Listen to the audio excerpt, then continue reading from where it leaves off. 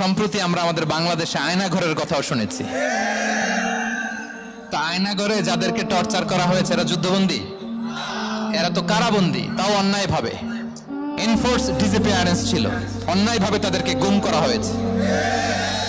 অন্যায়ভাবে বছরের পর বছর যাদেরকে এভাবে কষ্ট দেয়া হয়েছে, ফ্যামিলি থেকে দূরে রাখা হয়েছে, কিয়ামতের দিন তাদেরকে আল্লাহ জালেমের কাতারে দাঁড় করাবে। ইসলাম কারাবন্দী তো দূরের কথা, যুদ্ধবন্দীদের সাথে ভালো আচরণের কথা বলেছে।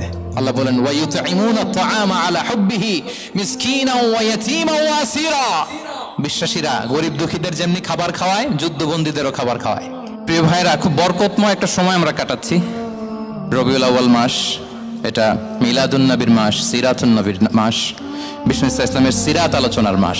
পুরো মাস জুড়ে আমরা বিষ্ণু ইসলামের আসিরা আল আতেরা, বরকতময় সিরাত নিয়ে, মিলাদ নিয়ে আমরা আলোচনা করে থাকি। তো আজকের এই সন্ধ্যায় আমি বিষ্ণু ইসলামের সিরাত থেকে ছোট্ট একটা টপিক নিয়ে অল্প কয়েক মিনিট কথা বলবো ইনশাআল্লাহ।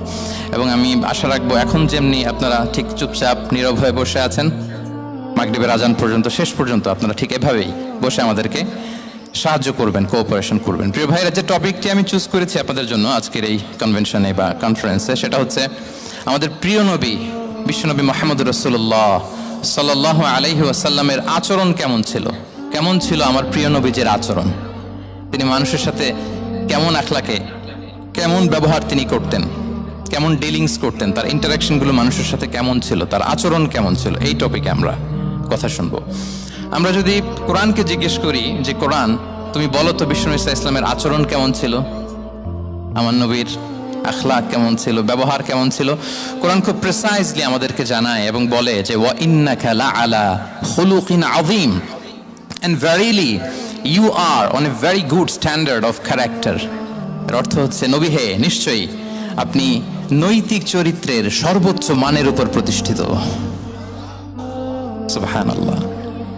চারিত্রিক মাধুর্যতা, চারিত্রিক নির্মলতা, উন্নত চরিত্র, সর্বোত্তম চরিত্র বলতে আমরা যা বোঝাই তার সবটা দিয়ে আল্লাহ তাআলা বিষ্ণু ইসলামের চরিত্রকে নির্মাণ করেছেন। বিষ্ণু ইসলামের মাথার চুল থেকে তো একটা কলমের কালির ডট ফেলার ক্ষমতা বিশ্বের কারণে, ঠিক কিনা বলেন?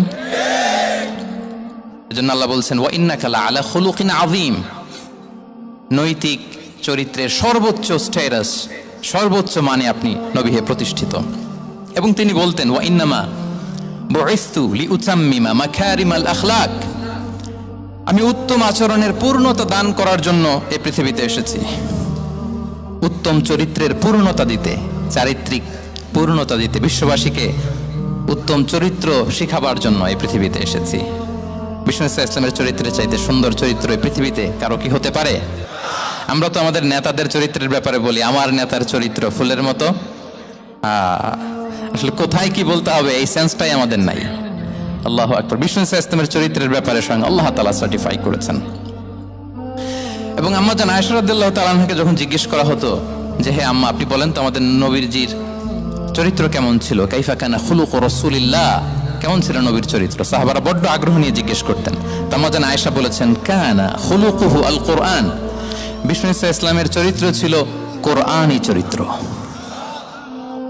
কোরআনে যা করতে বলা হয়েছে, যা করতে বারণ করা হয়েছে, তা প্র্যাকটিক্যালি বিশ্বনবীর জীবনে সেটা করে দেখানো হয়েছে।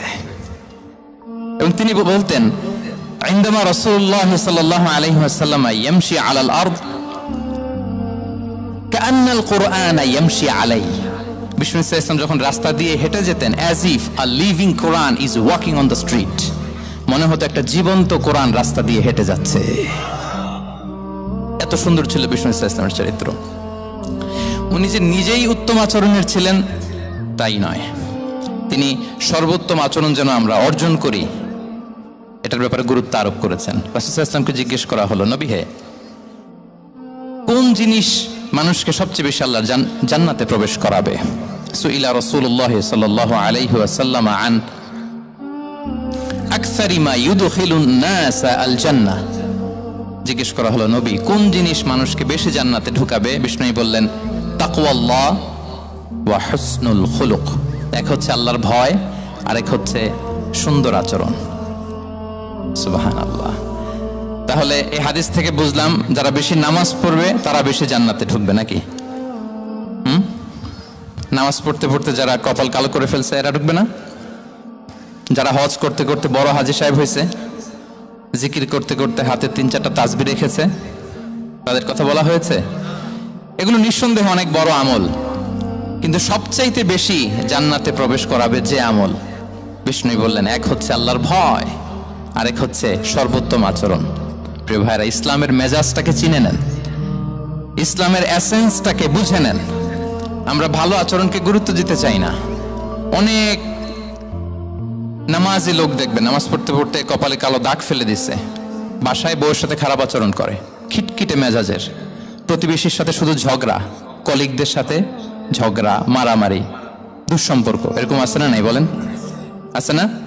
কিন্তু নামাজি, অনেক বড় হাজি, একদিনও কোরআন তেলাওয়াত মিস হয় না, তো এত আবাদত করেও সে ইসলামের আসল এসেন্সটাকে ধরতে পারে নাই। বিষ্ণু বললেন, সবচেয়ে বেশি জান্নাতে প্রবেশ করাবে যে দুটি আমল, একটি হচ্ছে তাকওয়াল্লাহ, আল্লাহর ভয়, আরেকটি হচ্ছে উত্তম আচরণ, সর্বোত্তম আচরণ।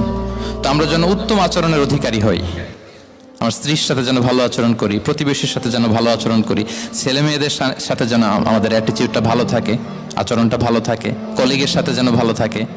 বিশ্বনবীর আচরণ যেমন ছিল তেমন আচরণ যেন আমরা গড়ে তুলতে পারি। আওয়াজ করে পড়ুন আমিন। সুনানে আবু দাউদের এক বর্ণনা, বিষ্ণু ইসলাম বলেন, খুব চমৎকার একটি হাদিস, মনোযোগ দিয়ে শুনুন। তিনি বলেন, আনা যাঈমুন বিবাইতিন ফি রাবাদিল জান্নাতি লিমান তারাকাল মিরাআ ওয়া ইন কানা মুহিক্কান।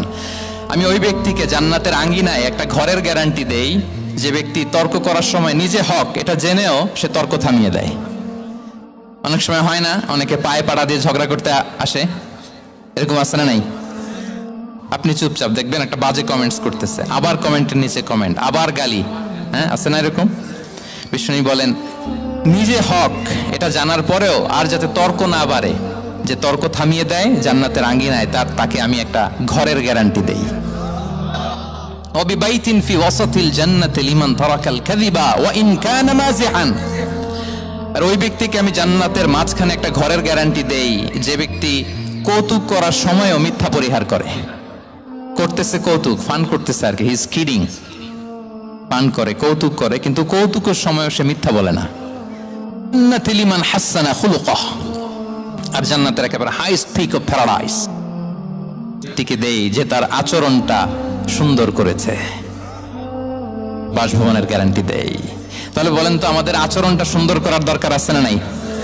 এটা খুব ছোটখাটো একটা আমল, তাই না? কথা বলেন। দক্ষিণ কোরিয়া প্রবাসী ভাইরা আওয়াজ করে বলেন, এটাকে সালাম দিব, সুন্দরভাবে কথা বলবো, ভালো উইশ করব, হ্যাঁ, জিঘাংসা অহংকার থেকে মুক্ত থাকবো, খিটখিটে মেজাজের হব না, অলওয়েজ স্মাইলিং ফেস থাকবে আমার, হৃদ্যতাপূর্ণ আচরণ। এই আওয়াজ করে বলেন, এই আমলটা কি ছোট না বড়? প্রিয় ভাইরা, বিষ্ণু ইসলাম সবার সাথে এরকম মাধুর্যতাপূর্ণ আচরণ করতেন, ছোট থেকে বড়, নারী থেকে পুরুষ, বন্ধু থেকে শত্রু, সবার সাথে সুন্দর আচরণ করতেন। এবং তার এই চমৎকার আচরণে মুগ্ধ হয়ে তার অনেক শত্রু মুহূর্তে তার বন্ধুতে পরিণত হয়েছে। তাহলে আসুন আমরা দেখি আমাদের প্রিয় নবীজির আচরণ কেমন ছিল। এটা ছিল ভূমিকা কথা, ইন্ট্রোডাক্টরি। যতটুকু বললাম এটা সবার কাছে ক্লিয়ার না ভাইরা? প্রিয় নবীজির আচরণ কেমন ছিল এটা নিয়ে আমরা শুনবো। তাহলে শিশুদের সাথে পেয়ারা নবীজি কেমন আচরণ করতেন সেটা আমরা শুনবো। আমরা যদি থ্রু দ্য লেন্স অফ সিরা অথবা through the lens of Sunnah lens দিয়ে, আমরা তো এক একজন এক এক লেন্স লাগাই, তো দেখবেন যে সুন্দর একটা গ্লাস পরলে যেটা যেই কালার ওইটা দেখা যায়, কিন্তু নীল গ্লাস পরলে গোটা দুনিয়াটা, লাল গ্লাস লাগালে দুনিয়াটা। এই জন্য কোরআনের লেন্স দিয়ে আমরা বিশ্ব দেখি। কোন লেন্স দিয়ে বিশ্ব দেখব? We see the world through the lens of Quran. আজকের আলোচনাটা আমরা করব থ্রু দ্য লেন্স অফ সিরাতের আলোকে, সুন্নাহর আলোকে দেখি বিষ্ণু ইসলাম শিশুদের সাথে তিনি কেমন আচরণ করতেন। বিষ্ণু ইসলামের কাছে যখন কোনো শিশু নিয়ে আসা হতো, খেজুর চিবিয়ে খেজুরের মিষ্টি রস লালা সহ বাচ্চার মুখে লাগিয়ে দিতেন। মদিনায় যখন সাহাবারা হিজরত করলেন মক্কা থেকে, মুসলিমদের ঘরে সন্তান সন্ততি নাই, বাচ্চা কাচ্চা হয় না। ইহুদিরা টিটকারি করে, এই তো মুসলমানদের সন্তান নাই। সর্বপ্রথম যেই সন্তান হয়েছে তিনি হচ্ছেন আয়েশা রাদিয়াল্লাহু তাআলা আনহার বড় বোন আসমা বিনতে আবু বকরের ঘর উজাড় করে এক সন্তান এসেছে, পুত্র সন্তান, নাম হচ্ছে আব্দুল্লাহ। কি নাম? আব্দুল্লাহ ইবনে জুবাইর তো আসমা আব্দুল্লাহকে কোলে নিয়ে বিশ্বনবীর কাছে আসলেন। বিশ্বনবী খেজুর চিবিয়ে ওনার লালা মিশ্রিত রস খেজুর সহ মুখে লাগিয়ে দিলেন। তো আসমা সবসময় গর্ব করে বলতেন যে আমার সন্তানের পাকস্থলিতে সর্বপ্রথম যেটা ঢুকেছে এটা হচ্ছে বিশ্বনবীর লালা মিশ্রিত খেজুরের রস। আল্লাহু আকবার। বাচ্চারা আসলে বিশ্বনবী তাহনিক করতেন এবং এটা ল্যাবরেটরিক্যালি প্রুভড, সায়েন্টিফিক্যালি প্রুভড যে বাচ্চার জন্মের পরে এরকম মিষ্টি দিলে, স্পেশালি ডেটস নির্যাস যদি দেয়া হয়, তাহলে এটা তার ইমিউন সিস্টেম বাড়ায়, রোগ প্রতিরোধ ক্ষমতা বাড়ায়, তার ব্লাড সার্কুলেশন বাড়ায়, রক্ত সঞ্চালন বাড়ায়। বিশ্বনবী এটা করতেন। অনেক মায়েরা বরকতের জন্য বিশ্বনবীর কোলে বাচ্চা দিতেন। অনেক বাচ্চা বিশ্বনবীর কোলেই পেশাব করেছে, হাদিস সাক্ষী। ওখান থেকে মাসালা এসেছে, মেয়ে বাচ্চা পেশাব করলে কিভাবে ক্লিন হবে, ছেলে বাচ্চা পেশাব করলে কিভাবে ক্লিন হবে। বিশ্বনবী কোলে নিয়েছেন, পেশাব করে দিছে ভরায়া। আল্লাহু আকবার। বাচ্চাদের মাথায় তিনি হাত বুলিয়ে দিতেন। যেই বাচ্চার মাথায় বিশ্বনবী হাত বুলাতেন ওই বাচ্চার মাথায় খুব বেশি বেশি চুল গজাতো। সুবহানাল্লাহ পড়বেন না? এক ভণ্ড, সেও ছিল নবী দাবিদার, মুসাইলামাতুল কাযযাব। সে নবীকে কপি করত, নবী যা যা করতো তাই করত। তো সেও তার এলাকায় অনেক বাচ্চাদের মাথায় হাত বুলাই দিতে শুরু করলো যে মোহাম্মদ বাচ্চার মাথায় হাত বুলালে বাচ্চার মাথায় চুল বড় হয়, আমিও তাই করব। সে বলতো আমিও নবী। সে বলতো নবু আনিস শুনলি ওয়ানিস শুনলাকে মোহাম্মদ, হ্যাঁ মোহাম্মদ, নবু তোমার অর্ধেক আমার অর্ধেক। কি মামুর বাড়ির আবদার দেখছেন? বলে আমারটা আমাকে বুঝিয়ে দাও। তো নবীকে কপি করত। বিশ্বনবী কুয়ার মধ্যে লোনা পানির কুয়ায় থুতু ফেললে মুহূর্তে লোনা পানির কুয়া মিঠা পানির কুয়ায় পরিণত হতো। এই পানি ওটা মুহূর্তের মধ্যে লোনা পানির কুয়া হয়ে গেছে। তো বিশ্বনবীকে কপি করে সে তার এলাকার নবজাতক বাচ্চাদের মাথায় যখন হাত বুলিয়ে দিতে শুরু করলো, পরবর্তীতে দেখা গেল ওই বাচ্চাগুলো আজীবন ছিল, দূরের কথা, এদের মাথায় চুলই ওঠে নাই। আল্লাহু আকবার, মুজিজাতুন নবী। তো বিশ্বনবী মাথায় হাত, মাঝে মাঝে বাচ্চাদের সাথে মজা করতেন, তাদের সাথে খেলাধুলা করতেন। বাসায় করবেন, ছেলে মেয়েদেরকে নিয়ে খেলতে নেমে যাবেন। শুধু বাচ্চাদের সাথে ফান করতেন এমন না। বিসমিল্লাহ বলো, কুল বিয়ামিনিক, বা হাতে নয় ডান হাতে খাও, বা কুল মিম্মা ইয়ালিক, আর এদিক সেদিক থেকে নয়, তোমার সামনে যেটা আছে ওইটা খাও। সুবহানাল্লাহ। শুধরে দিতেন। সাদাকার খেজুরের স্তূপ ছিল, জাকাতের খেজুর। হাসান রাদিয়াল্লাহু তাআলা আনহু, বিষ্ণু ইসলামের দৌহিত্র, ছোট্ট মানুষ, হাঁটতে হাঁটতে যে খেজুরের স্তূপের দিকে খেজুর নিয়ে খেলতে যায়, হঠাৎ একটা খেজুর খেতে,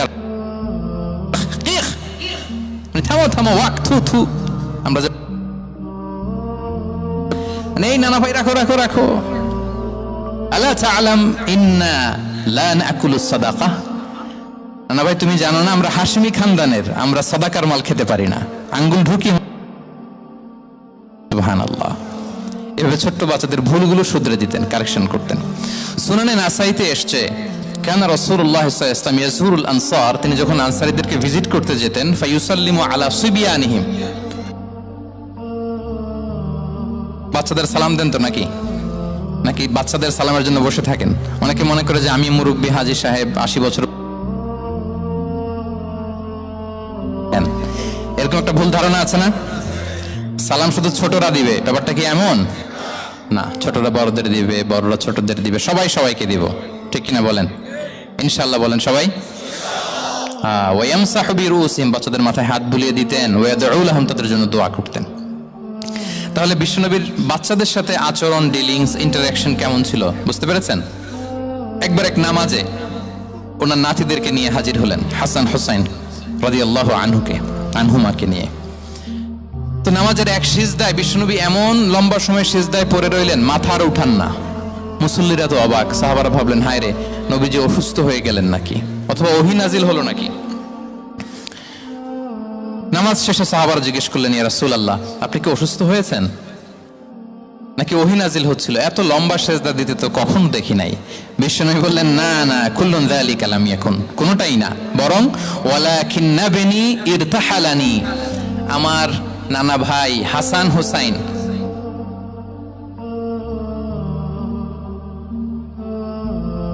ইয়াকদিয়া হাজাতা, তাদের ডিস্টার্ব হবে, এজন্য সিজদায় পড়েছিলাম। যতক্ষণ তাদের পিঠে উঠে খেলতে মনে চেয়েছে, তারা সিজদা থেকে মাথা উঁচু করে দাঁড়িয়েছি।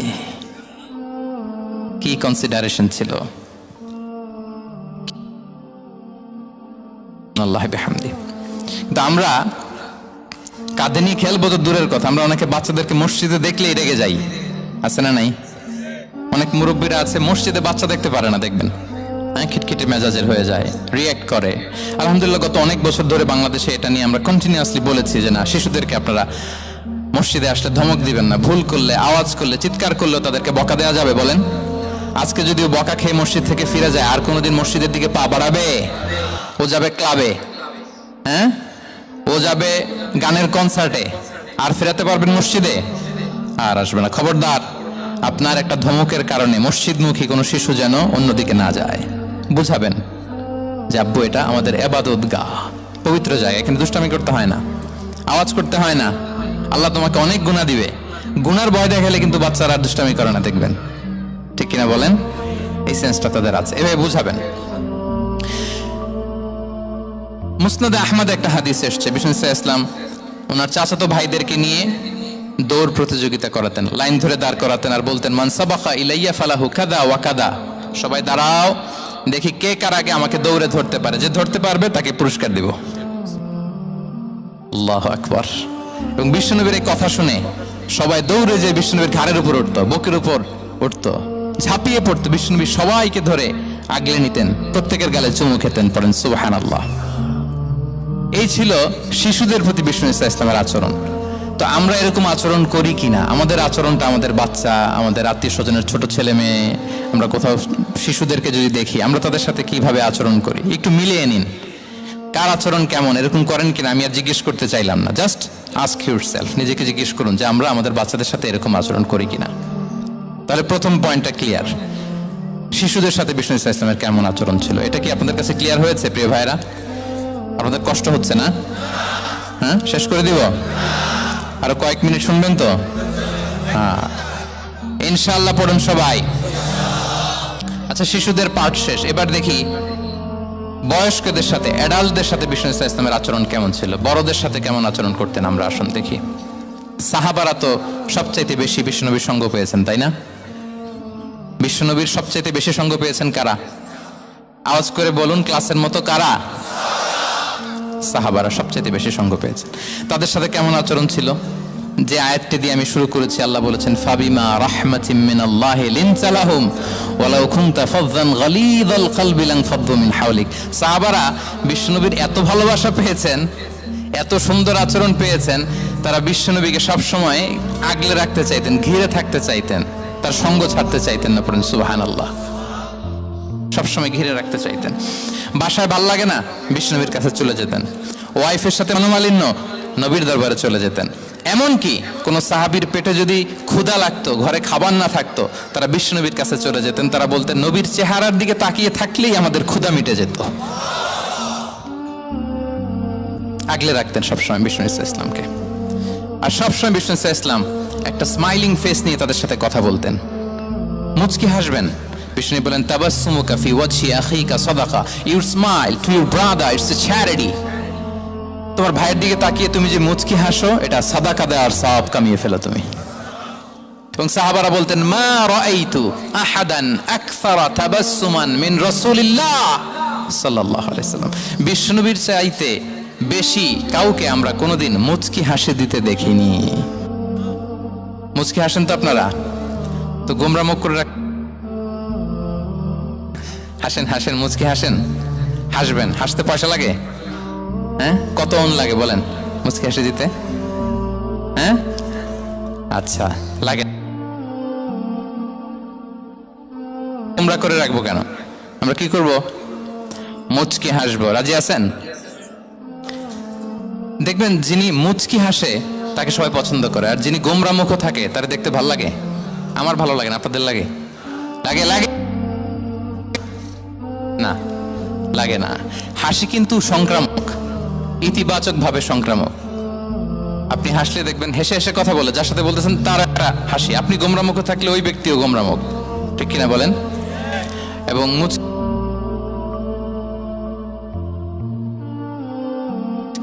মোবাইল বন্ধ করবেন। এই যে খুব দায়িত্বশীলতার সাথে উনি মুচকি হেসে হেসে ভিডিও করতেছে। প্রিয় ভাইয়েরা, দেখেন বিষ্ণু ইসলাম কেমন কনসিডারেট ছিলেন।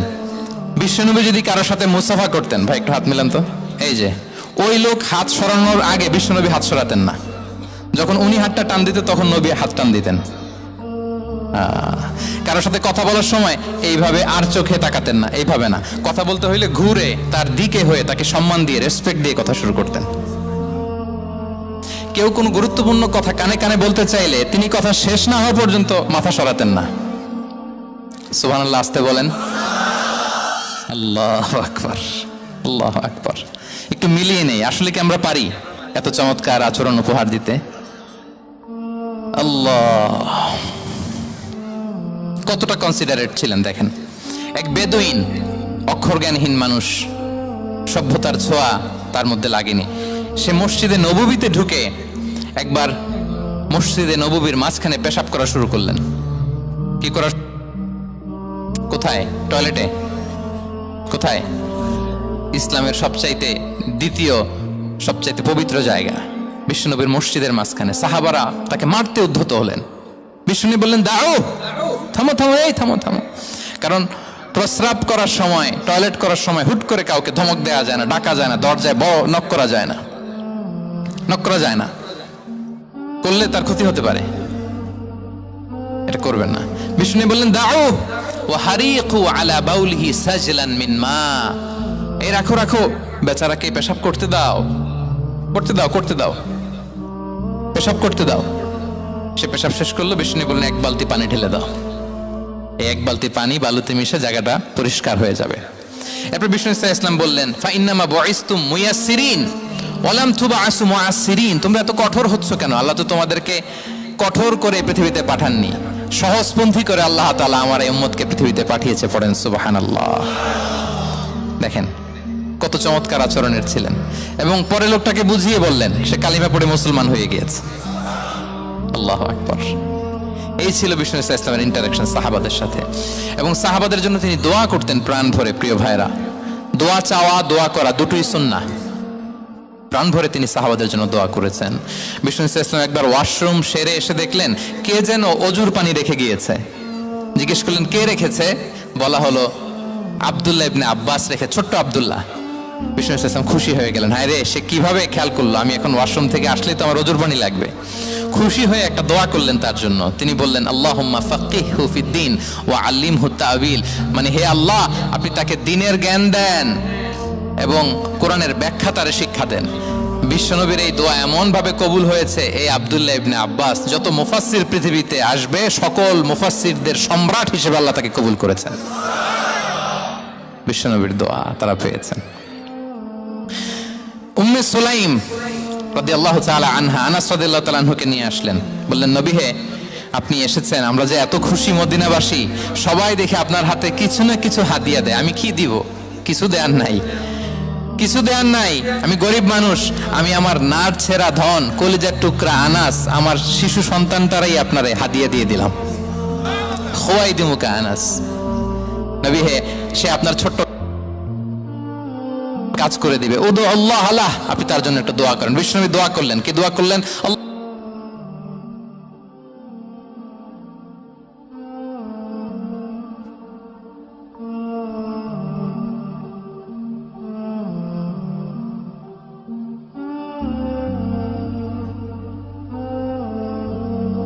বছরে 2 বার। আর ওনার সর্বসাকুল্যে ছেলে মেয়ে ছিল, কোন বর্ণনায় 78 জন, কোন বর্ণনায় 80 জন। কথা বলেন, আপনার পুরো গোষ্ঠীতে 80 জন আছে? ওনার শুধু ছেলে মেয়ে, একজনের ছেলে মেয়ে কয়জন?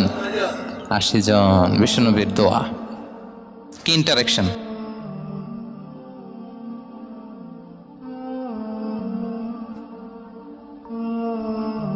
প্রশংসা করতেন। আবু মুসা আল-আশআরী রাদিয়াল্লাহু তাআলা আনহু, তিনি রাত জেগে চমৎকার কণ্ঠে তেলাওয়াত করতেন। একদিন তার ঘরের পাশ দিয়ে বিষ্ণুনবী যাচ্ছিলেন। পরের দিন বললেন, আবু মুসা, আমি কিন্তু তোমার কণ্ঠ শুনেছি, বড় সুরেলা গলা তোমার। লাকাদ উতিতা মিজমারান মিন মাজামিরি আলি দাউদ। দাউদ নবীর গলায় আল্লাহ যে সুরের ঝংকার দিয়েছেন, উম্মতের মধ্যে আল্লাহ তোমার গলায় সেই সুরের লহরী ঢেলে দিয়েছেন। আচ্ছা বলেন, নবী যদি প্রশংসা করে যে তোমার তেলাওয়াতটা খুব সুমধুর হয়েছে, তার কেমন লাগবে বলেন তো? আচ্ছা নবী বাদ দেন, শাইখ আব্দুর রহমান আস-সুদাইস এসে যদি আপনারে বলে, তোমার কণ্ঠটা তো বড় মিষ্টি, তোমার কণ্ঠ, রেসাইটেশন তো বড় সুন্দর, কেমন লাগবে আপনার? আর স্বয়ং বিশ্বনবী যদি বলে, সুবহানাল্লাহ পড়বেন না? আল্লাহু আকবার। এভাবে বিষ্ণু ইসলাম সাহাব তাদের অ্যাটেনশন গ্রো করার জন্য তিনি প্রশ্ন করতেন। একবার বলেন দেখি, কে বলতে পারে ইন্না মিনাশ শাজারি শাজারা লা ইয়াসকুতু ওয়ারাকুহা মাসালুহা মাসালুল মুমিন, একটা গাছ আছে, এই গাছের পাতা ঝরে না, এর দৃষ্টান্ত মুমিনের দৃষ্টান্ত। কে পারো দেখি? কোনো সাহাবী পারে না, কারণ তারা ভাবতেছিল দূরের ওই সিরিয়ার কোনো গাছ হবে, অমুক জায়গার মরুভূমির গাছ হবে, ঘরের পাশে যে খেজুর গাছ ওইটা আর কেউ হবে না।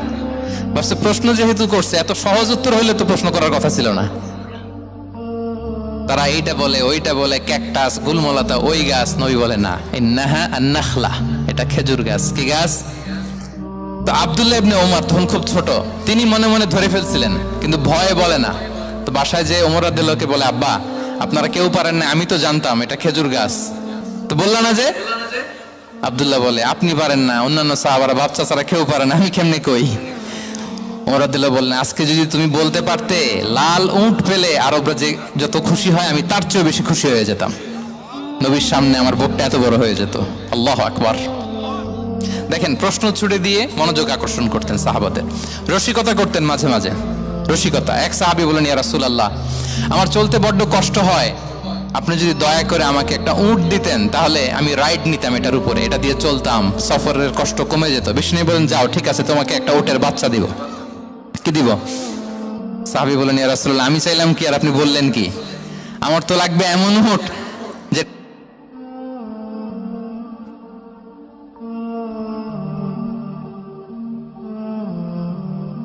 দেখেন কি রসিকতা, কি সেন্স অফ হিউমার, সুবহানাল্লাহ। সাহাবীদের সাথে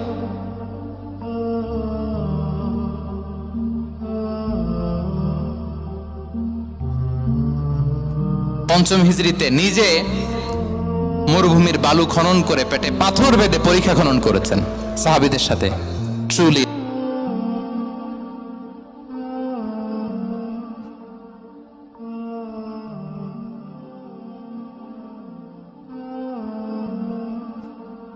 কেন শুনবো?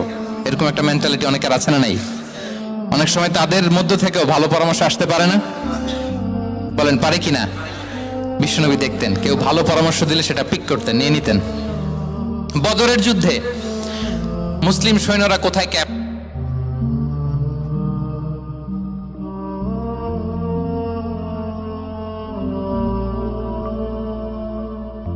এই যে আপনি ক্যাম্প স্থাপন করলেন এখানে, এটা কি আল্লাহর আদেশে না আপনার ইচ্ছায়? নবী বললেন, আমার সিলেকশন ঠিক হয় নাই। তাহলে কোথায়? হাব্বাব বললেন, ইয়া রাসূলুল্লাহ, ওই যে কূপ দেখা যায় ওখানে। বলতেছে, আমরা ওখানে ব্যারিকেড দিয়ে রাখবো, পানি আমাদের কন্ট্রোলে থাকবে, কুরাইশরা পানির অভাবে যুদ্ধ ছাড়াই মরবে, আমরা। কথা মেনে নিলেন। বলে যে না, আমি যে ডিসিশন দিয়েছি সৈন্যদের মধ্যে আবার ছড়িয়ে দাও, we should change our location.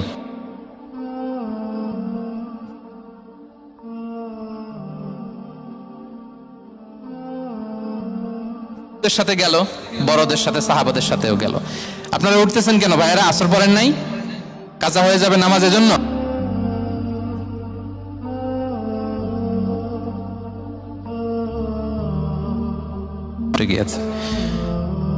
আল্লাহ। আচ্ছা, 3 নম্বরে স্টাফের সাথে কর্ম ছিল, সিরাতে এসেছে। সবার কথা তো বলা যাবে না, একজনের কথা বলি, আনাস রাদিয়াল্লাহু তাআলা আনহুর কথা। একটা ওয়াজ করতে যে আমি বললাম, আনাস নামটা কেমন লাগে? কারণ অনেকে বাচ্চা নিয়ে এসে বলে, হুজুর নাম রেখে দেন। তাই আমি বললাম, আজকে এখানে নাম দিয়ে দেই আনাস। এই বছর এই লক্ষ্মীপুরে যত বাচ্চা হবে, যাদের মনে চায় আনাস রেখে দিয়েন।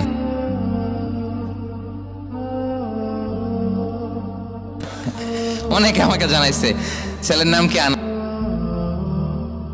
সালে আমাদের লক্ষ্মীপুরে এসে বলছিলেন, ওই কথা থেকে আমরা পেটে ছিল বাচ্চা, আনাস রাখবো। আনাস নামটা অনেক সুন্দর না? সাহাবাদের নামগুলো চুজ করে করে ছেলেদের নাম রাখবেন। উনি ছিলেন বিষ্ণু ইসলামের খাদেম। কোনদিন তিনি কোন খাদেমকে মারধর করেন নাই, কোনদিন। আমরা তো পান থেকে চুন খসলে বাংলাদেশে ওই যে লোহার খুন্তি গরম করে কাজের মেয়ের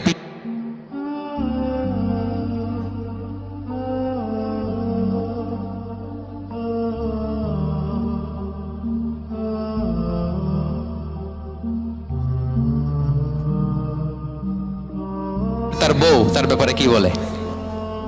তার স্ত্রী। এরপর তার ঘরের কাজের মহিলাটা কি বলে? এদের কাছে নক করলেই আপনি বড় সাহেবের আসল তথ্য পেয়ে যাবেন।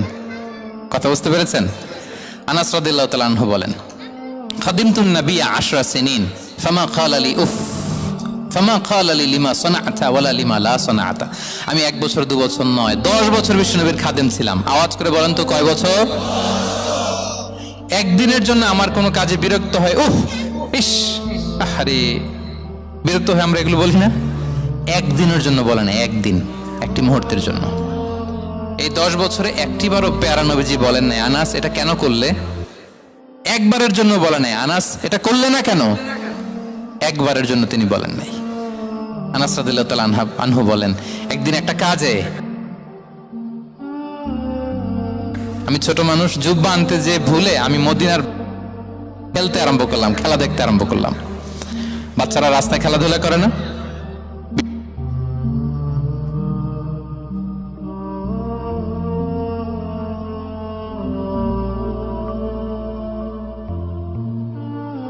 বিষ্ণু ভাবলেন, হায় রে, আনাস মনে ভুলে গেছে, যাই নিজের কাজ নিজেই করে নিয়ে আসি।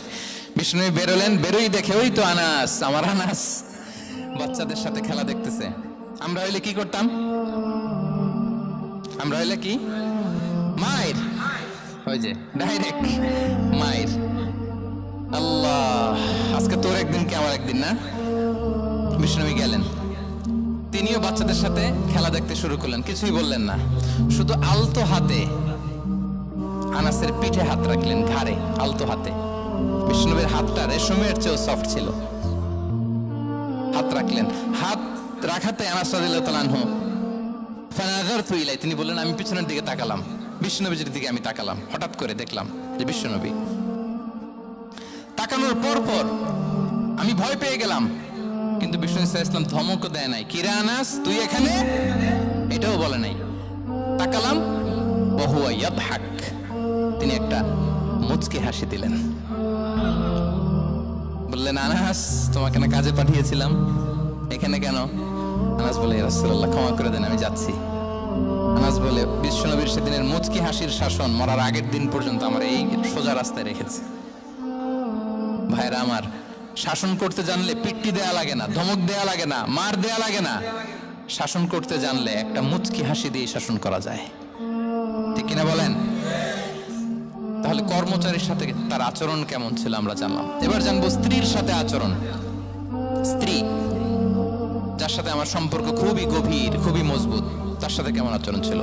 সিরাতে অনেক কথা এসেছে, আমাদের সময় নেই, সংক্ষেপে বলি। স্ত্রীদের তিনি আগে সালাম দিতেন, মসজিদ থেকে ঘরে পৌঁছে দিতেন, ঘরের কাজে সহযোগিতা করতেন, ওটে ওঠার সময় হেল্প করতেন, মাঝে মাঝে স্ত্রীদের পরামর্শও নিতেন। আপনারা এগুলো করেন তো? করেন?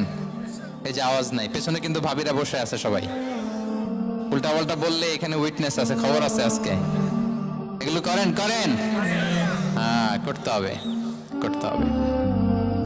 বিষ্ণু সাল্লাল্লাহু আলাইহি ওয়াসাল্লাম নিজ হাতে ঘরে উটের দুধ দহন করতেন, রুটি সেকা দিতেন, কাপড় সেলাই করতেন, এই কাজগুলো করতেন। এবং আম্মা জান আয়েশা রাদিয়াল্লাহু তাআলা আনহাকে এত ভালোবাসতেন, তিনি বলেন,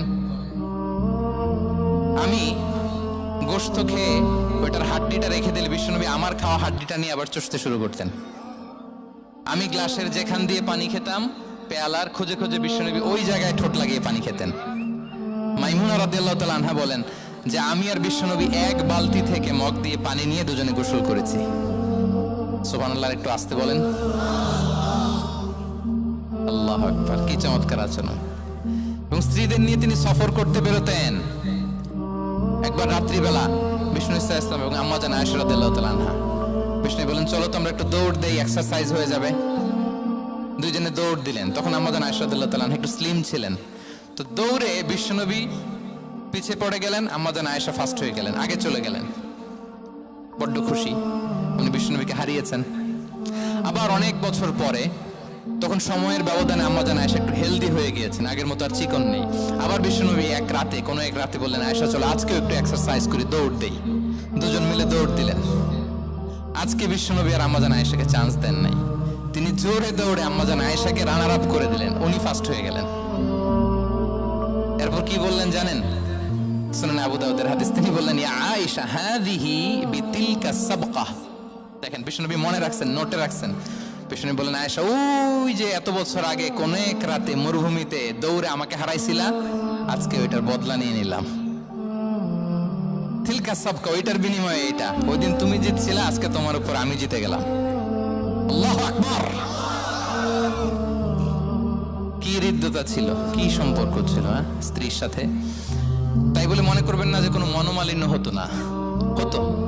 মানবিক যে ব্যাপারগুলো মাঝে মাঝে একটু ছোটখাটো মিষ্টি ঝগড়া, একটু মনোমালিন্য, এটাও হতো। এবং বিশ্বনবী এটাও টের পেতেন। তিনি বলতেন আয়েশা, ইন্নী লা আ'লামু ইযা কুনতি আলাইয়া গাদবা ওয়া ইযা কুনতি আলাইয়া রাদিয়া। আয়েশা, কখন তুমি আমার উপর রেগে থাকো আর কখন খুশি থাকো সবটাই কিন্তু আমি টের পাই। মজা নাই, অবাক হলেন, কি করে টের পান? বিষ্ণু বলেন, যখন তুমি আমার উপর খুশি থাকো তখন দোয়ার সময় বলো লা ওয়া রাব্বি মুহাম্মদ। তুমি বলো, হে মুহাম্মদের রব আল্লাহ, মদিনার উপর রহম করেন, আমাদেরকে ক্ষমা করেন। হে মুহাম্মদের রব, আমাদের ক্ষমা করেন। এইভাবে দোয়া করো। আর যখন তুমি রেগে থাকো তখন আমার নামটা মুখ দিয়ে নিতে চাও না, তখন তুমি দোয়াতে বলো লা ওয়া রাব্বি ইব্রাহিম, হে ইব্রাহিমের আল্লাহ, হে ইব্রাহিম নবীর খোদা, আমাদের মাফ করো। তখন তুমি আমার নাম নাও না, কৌশলে আমার নামটা বাদ দাও। আমার জানা আয়েশা বলেন, ইয়া রাসূলুল্লাহ মা আহজুরু ইল্লা ইসমাক। নবী হে, আমি তো আপনার নামটাই শুধু মুখ থেকে বাদ দেই, আমার হৃদয় থেকে তো কখনো আপনারে বাদ দিতে পারি না।